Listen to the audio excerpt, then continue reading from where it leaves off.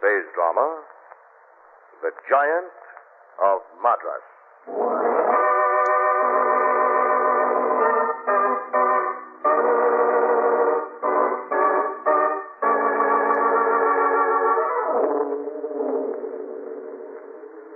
At 9:15 of a stormy spring evening, Lamont and Margo were sitting in the lounge car of a deluxe transcontinental train.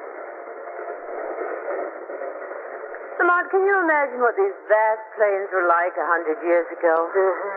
Yeah, vast. Oh. No, but think of all the troubles the people in those days had. And the adventures. Fording streams, fighting Indians, herds of buffalo. Quite a life. And today you just get in a train and whisk across them safe as a bug in a rug. Oh, I think a bug was equally as safe in a covered wagon. There's been quite an improvement as far as human beings are concerned. But you really prefer all this civilization? It's restful. But just a little dull, don't you think? Perhaps. But I wouldn't be able to think at all with a Sioux's tomahawk buried in my skull. No, I guess that would be a disadvantage. Maybe I'm just sleepy. It reminds me, so am I. Oh, conductor. Yes, sir? Do you have the porter make up our berths, please? Lower 10 and lower 11 in car 15. Certainly, sir. And when do you want to be called? Let's see, we'll be coming into our station at 1:55. Better call us at 1:30. Very well, sir. I'll tell the porter. Oh, better call us at 1. I'll need time to get ready. Oh, of course. All right, conductor, call us at 1.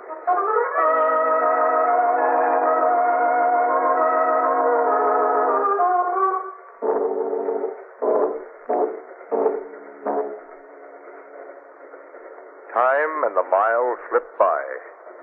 And it was a little after 12 when...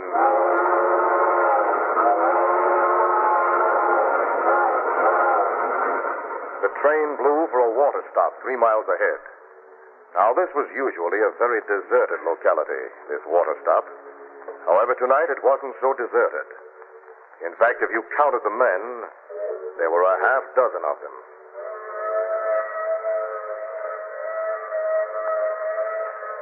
You hear that? It's coming. It's her. On time. Everybody know what they're supposed to do? Hickey? Yeah. Spider? Yeah. Radner? Sure. Gardy? Yeah. Jackson? Yeah. Okay. No slips now, no nerves. Uniform set? Conductors, firemen, porters? Uniforms all set, Gavin. Okay. You all know the man you're going to pick when you get aboard. Find him, take care of him, and start looking. It's going to be a little tough finding it, Ganlon. Yeah. How are we going to locate it? He won't be wearing it on his forehead. Once we take over, that'll work itself out. Here she comes. Right on the button. Anybody getting yelled at, it's the time to back out. All right. Keep your finger on your trigger and your safety catch off. Nobody sells anyone else short. We're a cinch for $1 million. You hear me? $1 million. We hear you, Ganlon. Okay, then. Move in.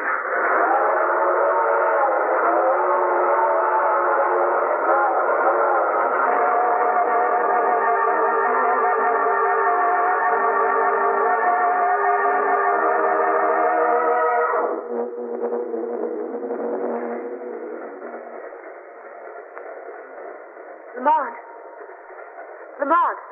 Huh? Who's there? Lamont, please wake up. Margo, what are you doing up? What time is it? I don't know. Wait a minute, I'll look at my watch. Just 12 minutes after 10. After 10? Of course not. Your watch is stopped. Huh? Oh, yeah, so it has. Looks awfully much like it's getting to be morning. Morning? That's impossible. I told the conductor to tell the porter to wake us at 1 a.m. It isn't possible that he forgot to tell the porter. Oh, ye gods, I hope not. He could have, and we could already be hundreds of miles past our station. Wait a minute, I'll ring for the conductor. Won't help you much. Why not? He doesn't come. I've been ringing for the last half hour. Well, he's probably snoozing in the lounge car. I'll go see. Oh, there's nobody in here, apparently. Appearances are often deceiving, my young friend. I didn't see you sitting there in the shadows. There are times in life when the value of inconspicuousness cannot be overrated. Huh? Oh, yeah, sure. I'm looking for the conductor. Of course you are. Several passengers have passed through here in search of that same gentleman in blue. Have you seen him? Not a sign of him. The fact is, my young friend, I fear we are all in for a bit of a blow. Yes? Yes. Tell me, are you an honest man? Well, I filched a brace of candy bars on my 9th birthday. And since that deprivation? Spotless record. Most interesting. What's even more interesting is the whereabouts of that conductor. He was supposed to wake us at 1 o'clock. Then I fear he has failed you utterly. What do you mean? The night has grown much older than 1 o'clock. Well, my watch has stopped. On the other hand, mine has not. There. It has chimed the quarter of the hour. Well, let's see. Quarter of... Oh, no. But yes. Why, it's incredible. Not incredible, my young friend. Human events proceed with irresistible logic. Some steal while others prey. So runs the world away. But 5:15. We must be halfway across the continent. Better than half. Oh, where is the conductor? Where is he? That is what many would like to know. Well, I'll find out. The best of luck, my young friend. Conductor! Conductor! Who's that? You wake everybody up, sir. You were calling me? Yes, where'd you turn up from? Oh, I just come through the lounge car right behind you, sir. What can I do for you? My name is Lamont Cranston. Are you the man I told to call us at 1 o'clock? No, but I relieved that fellow a little after midnight. They didn't tell you about our call? Sure. I was gonna call you, sir. When? When we got to Malibu Beach? No. 1 o'clock. 1 o'clock? Yeah, I got 15 minutes yet. It's only 12:45. Look, friend, it's getting to be morning. Oh, you mean because of the way the sky looks? That's not morning, Mr. Cranston. That's light from some industrial plants just over the horizon. Look, it happens I know what time it is. The bald-headed gentleman with the monocle sitting in the lounge car showed me his watch. It's 4:45. What's that about a bald-headed gentleman in a lounge car? He's sitting in the shadows by the bar. Didn't you see him? That's funny. No, I didn't. Well, you must not have looked. He's there. I'm used to keeping my eyes open, Mr. Cranston. If you ask me, that lounge car is empty. I just talked to the gentleman. Are you by any chance suggesting I'm out of my mind? One of us is. Shall we go see which, Mr. Cranston? All right, here we are. Where'd you say he was sitting? Right here, beside the... I told you there was nobody here. Well, he was here. He probably left the car at the other end. Passenger couldn't leave this car at the other end. 'Cause next ahead is a baggage car, and that door ain't left open. Now, if I was you, I'd get myself a little more sleep, Mr. Cranston. Pardon me, miss. Lamont, what's going on? He was here, sitting right here. Where could he have gone? What are you talking about? I just had a somewhat peculiar experience, Margo. There was a little man sitting here not 10 minutes ago. He showed me his watch. Mm-hmm. I remember it rang the quarter of the hour. It's one of those old-fashioned ones that chime. So? Well, now he's disappeared. Well, before we go any further with the fairy story, did you find out what time it is? The conductor says it's not 1 o'clock yet, but by the stranger's watch, it would now be just about 5 o'clock. And... Listen, What's that? it's him. That's his watch chiming. Well, where is he? Under the seat? No, he isn't. His watch is. Look, this is it. This is the watch he showed me. The crystal's all smashed. The hour hand's broken off. It must have fallen. Well, like somebody gave it the business with a sledgehammer. Yusef? Yusef, are you here? What? I beg your pardon, young people. I am looking for my husband. Have you seen him, perhaps? Probably. A small gentleman with no hair wearing a monocle? Yes. What have you done with him? Now, wait a minute. The question is, what has he done to me? What do you mean? Well, he vanished practically in front of my eyes. Vanished? Yes, he was sitting right here by the bar. I stepped outside for a few minutes. When I came... What's that? Yusef? Coming from inside this liquor closet. It is him. It is him. Wait a minute, give me room. Now, you're right in there. This door is stuck. There. Out of my way. Oh, he's hurt, Yusef. Who did this? The giant of Madras. What happened to it? This young man here, he took it? No, my young friend did not take it. He did not take it. He only... Yusef, quickly, it's falling. What? Yusef. Yusef, speak to me. The diamond, Yusef. Speak to me. Spoken about as much as could be expected. Considering the fact there's a knife between his shoulder blades. Death. Oh, Lamont. He would not want us to mourn him. It is the giant we must think of. The giant of Madras. There's a giant in this, too? Not giant man. Giant jewel. Diamond, pure white. Flat circular cut. 25 carat. 25 carat? Yusef, purchasing agent to His Holy Majesty Mahatma Maharaja of Katpur. And he has this diamond on him? Yes, on his person. Even I did not know how he was carrying it. Perhaps in his shoe, perhaps a money belt, perhaps... Perhaps in the back of his watch. Yes, perhaps. Let me see it. I'll take that watch. What? My friend, the conductor. The 1 o'clock scholar. Lamont, he's got a gun. Let's have the timepiece, Cranston. Not trying to pretend it's yours. I ain't pretending nothing. I got a gun in this hand. I want that watch in the other. I'm sorry. We have a special use for this particular timepiece. Hand over the watch, Cranston, and hand it over fast, or you'll never know what time it is.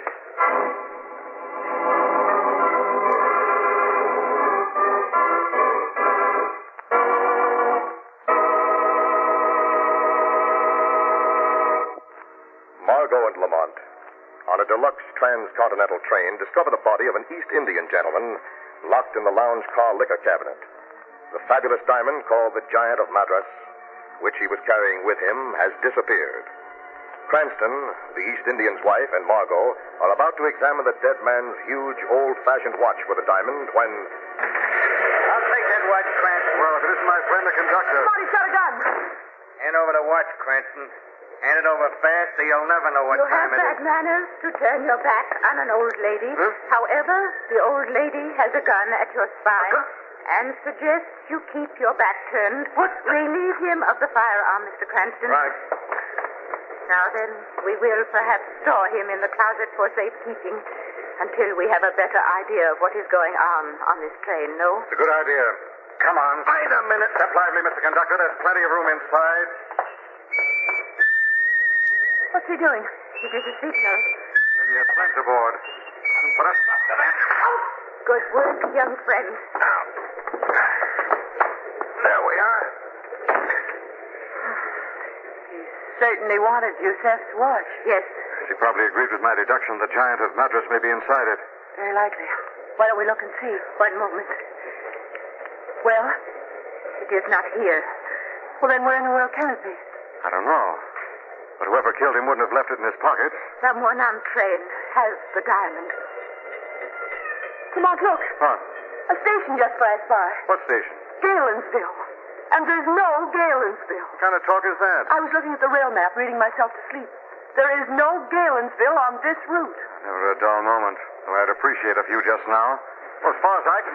Listen, Someone knocking. it's from the car up ahead, the baggage car. What is wrong? The question I can soon answer. Stay behind without her, Margo. I'll do nothing of the kind. I'm going with you. But don't argue. Okay, you win. We'll leave you in charge, Ara. Good luck go with you, young friend. Someone's locked in the baggage car. If I can just snap this catch. There. Now, here goes. Stand away, sweetheart. The storm warnings are up. Who are you? You're not one of them. Are you? Are you? Look, Lamont, it's the conductor. You're passengers, aren't you? Now, what else could we be? Murderers, bandits, heaven only knows. What are you talking about? There are 6 of them, led by some man they call Ganlon. They're after a 25-carat diamond. Where are they? Everywhere. They've taken over. They've stopped the train about midnight. Put me and the rest of the crew out of the way and are running the train themselves. That explains everything. No call, the murdered little man, the conductor with a gun in his hand. Yes, everything's as clear as a well-praised death warrant. What are we going to do? Best we can do is to pray we reach Los Angeles alive. Not at all sure we're even going there. What do you mean? We just passed a station that's not on the Los Angeles itinerary. What station? Galensville. Galensville, no. What's the matter? They've made a mistake. They've taken the North Spur at the junction. The Galensville route doesn't connect with the main tracks for another 50 miles. So what? There's a bridge on this route over Belvedere Canyon. The bridge collapsed at 11 o'clock last night. We just got the flash 5 minutes before they took the train over. No. And Belvedere Canyon is a drop of 2,000 feet. Lamont. Easy, darling. How far ahead is this bridge? It's only 20 miles from Galensville. Well, looks like we have to stop this train. We've got a fat chance. There are 5 armed men against us. 5? Sure. There are half a dozen to begin with, and one of them got knocked off in the scuffle. And I just locked one of our little playmates in the liquor closet in the lounge car. Where are they now, the remaining 4? Probably up ahead in the engine. Well, Lamont, maybe we could talk to them, reason with them, explain to them that we're all going down together at the bottom of Belvedere Canyon. They're too slick to believe the truth. They think it was some kind of a gag. What do you suggest? Gosh, I don't know. But, I think the easiest way would be if Ganlon and his boys found what they were looking for. They got hold of the diamond, we could make a deal with them to stop in the stretch of pine woods just this side of Belvedere Bridge. But we don't know where the diamond is. Are you sure? What? Are you sure you don't know where the diamond is? Of course we are. Speak for yourself, darling. What do you mean? I mean, I'm not so sure we don't know where the diamond is. But... Is the door open going into the next car? Yes. Okay, see you later. Hey, what are you going to do? I'm going to try to make a deal with those boys in the locomotive. Stay here, Margo. Not in your life. Now, look. I'm going wherever you go. Okay. Coming along, mister? No, I'll risk it back here. I never developed a taste for hot lead. Just as you please. If we crash at Belvedere Bridge, you'll know the deal fell through. Come on, look. The door at the end of the car's open. You can see straight through the controls of the locomotive. Quick, get over into the shack. This must be the Ganlon boys. Funny. Huh? What is it? I only see 3 of them. 3 will be plenty. I wonder. What? Remember the man we locked in the liquor closet? Yes. Remember that whistle? Yes? What about it? I think it might prove no end valuable in this particular emergency. Anyhow, it's worth a try. Lamont, it is. That's what I want them to do. Maybe they'll come back to investigate.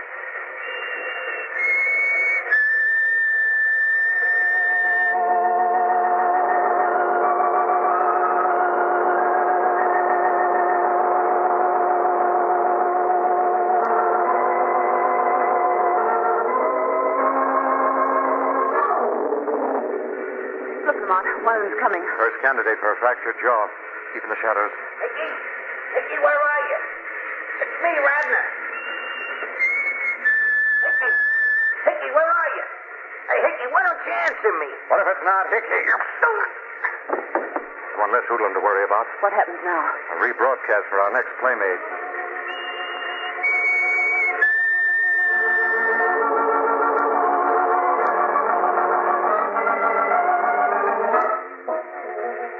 Second candidate. Hickey, what's happening? Radner, are you there? Answer me. Somebody's spider sent me to Garrity. Glad to meet you, Mr. Garrity. You're not Hickey? You bet I'm not. 2 up from outside. Now what? The next features an interview with a gentleman named Spider, who seems to be in charge of operations. Come on.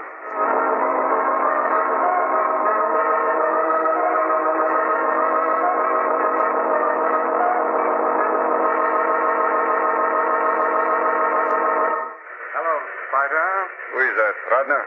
No. Garrity? No. Then who is it? My name is Lamont Cranston. What is it? There's a bridge a few miles ahead over Belvedere Canyon, Spider. There are enough rails missing to let us drop 2,000 feet. I think you better start slowing down. What are you giving me? The truth. Put on those brakes. Look, mister, we're aboard to lay hands on a certain piece of merchandise. That's all we got in our minds just at the moment. That piece of merchandise wouldn't be the giant of Madras, would it? So you're wise. Suppose I was to tell you how to lay your hands on the merchandise in question, Spider. You mean you know where the diamond is? Could be. Slow down and we'll talk. Better talk now, Mr. Cranston. Lamont, it's our conductor from the baggage car. Yes. If I'm not mistaken, the Mr. Ganlon we've been hearing so much about. Where's the diamond, Cranston? You'd better talk fast. There's not much time. I've changed my mind. I've forgotten where the diamond is. Lamont. The canyon is less than a quarter of a mile away, just around the bend. Maybe you'd better tell them, Lamont. No. It's not just our lives. There are 80 passengers aboard. The lady's right. They're rounding the curve. Lamont, we're in that stretch of pine woods he told us about. There's the tunnel straight ahead. Ready to talk, Cranston? I told you no. If you want me to stop, boss, better tell me now. Another 50 yards, you'll be too late to change your mind. Come on, Cranston, crack.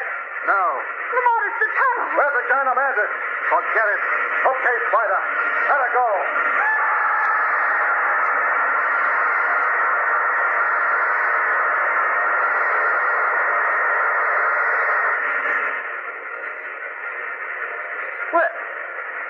through the tunnel.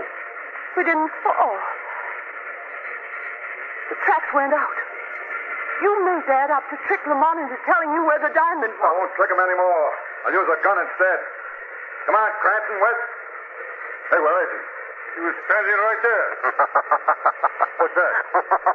Where's that coming from? Right here, beside the controls.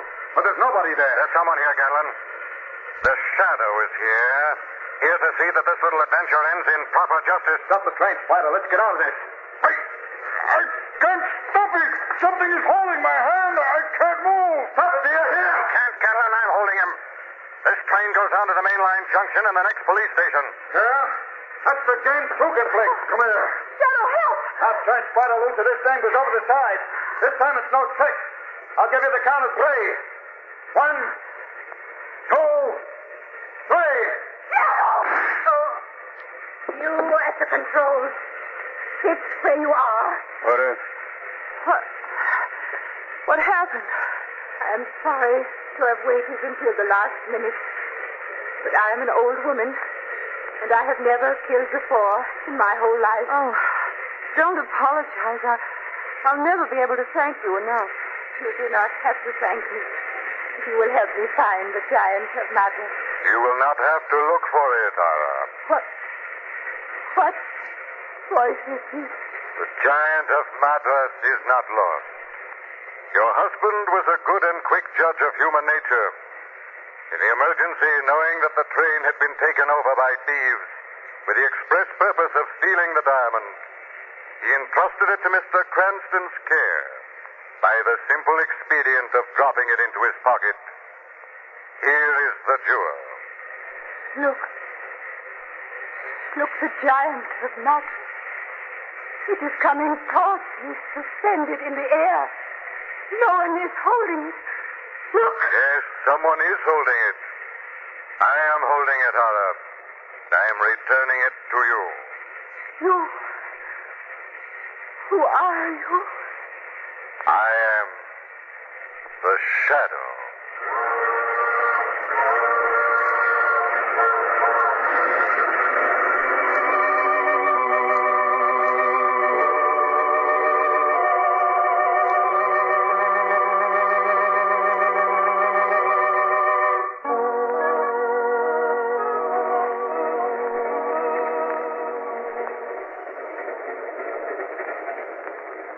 Well, Margo, it's been quite a night. I'll say it has. I'm so tired I could nearly die. Well, you mustn't complain. We're lucky to be alive, if you ask me. Very lucky. What are you thinking about, darling? The scenery outside. Vast plains going by.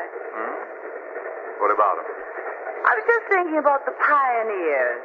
What an easy time they really had. No streamlined trains. No giants of Madras. No Mr. Ganlon. All they did was to travel around in comfortable covered wagons with nothing to be afraid of but wild buffaloes and Indians.